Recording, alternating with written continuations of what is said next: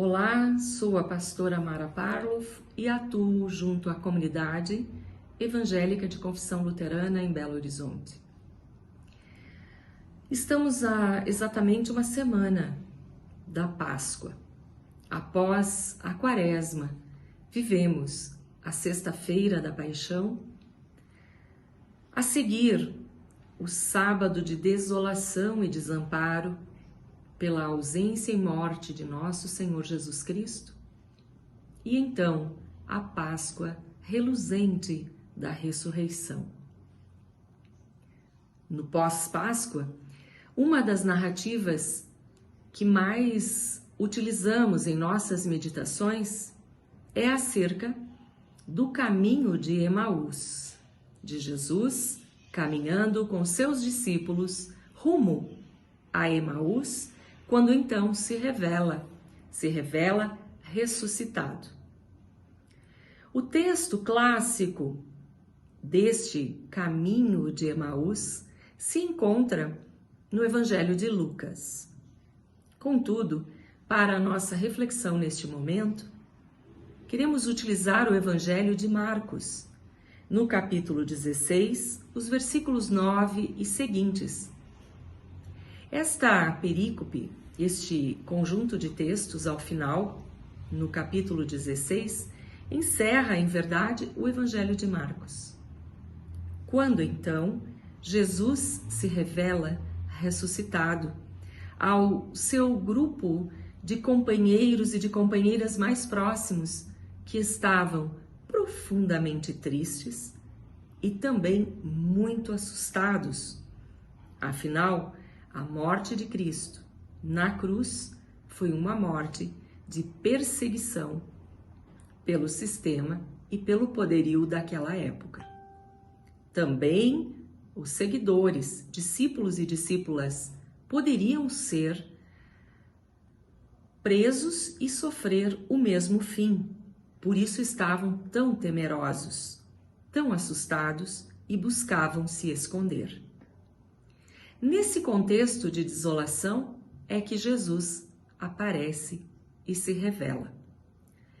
Segundo o Evangelho de Marcos, após a ressurreição, Jesus se revela a Maria Madalena. Esta o reconhece e passa a contar aos demais discípulos e discípulas que Jesus havia ressuscitado. Contudo, permanece a incredulidade.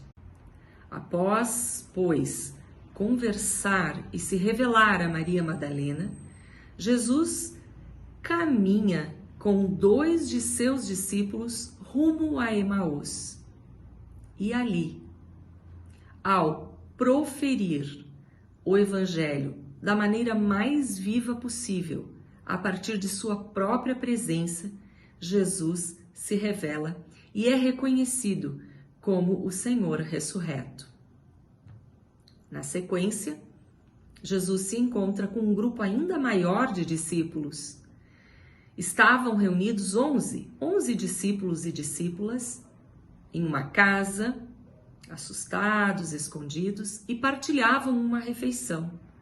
Então Jesus chega e junto deles partilha a mesa e é então reconhecido como o Senhor ressuscitado ao repartir o pão. O que aprendemos desta narrativa? O que isso quer nos trazer após a Páscoa? Isso quer nos ensinar, a partir do Evangelho de Marcos, mas também de Lucas, que Jesus se revela caminhando conosco, na realidade e no chão de nossa vida, no chão mais concreto de nosso viver. Ali, Jesus Cristo caminha conosco. E ali, olha, acolhe e transforma em profundidade os nossos corações incrédulos e endurecidos. Jesus também se revela na partilha do pão.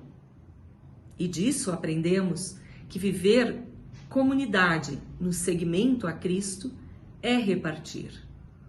Então são esses dois ensinamentos que nos vêm do texto bíblico do caminho de Emaús e estes atos revelatórios de Jesus Cristo. Jesus se revela no caminhar junto e na partilha do pão. Disso depreendemos que também o nosso segmento acontecerá na caminhada conjunta, sempre em coletividade, quando vivermos comunidade. E o nosso seguimento a Jesus Cristo acontecerá também na partilha, no repartir do pão, no saciar a fome de quem tem fome, neste gesto profundo de comunhão. Jesus sempre nos ensinou que devemos caminhar juntos. Os discípulos sempre eram enviados às suas missões 2 a 2, ou até mais, sempre em grupo, sempre primando pela coletividade. Em todos os seus ensinamentos, Jesus deixou isto muito evidenciado, que o seguimento ao seu projeto, à sua proposta, o seguimento àquilo que recebemos de Cristo, que foi a absoluta salvação, acontece quando vivemos em coletividade e quando repartimos. Assim, podemos também juntar a este ensinamento bíblico uma palavra, um ditado africano que nós tão bem conhecemos e que diz que sozinha ou sozinho eu posso ir mais rápido.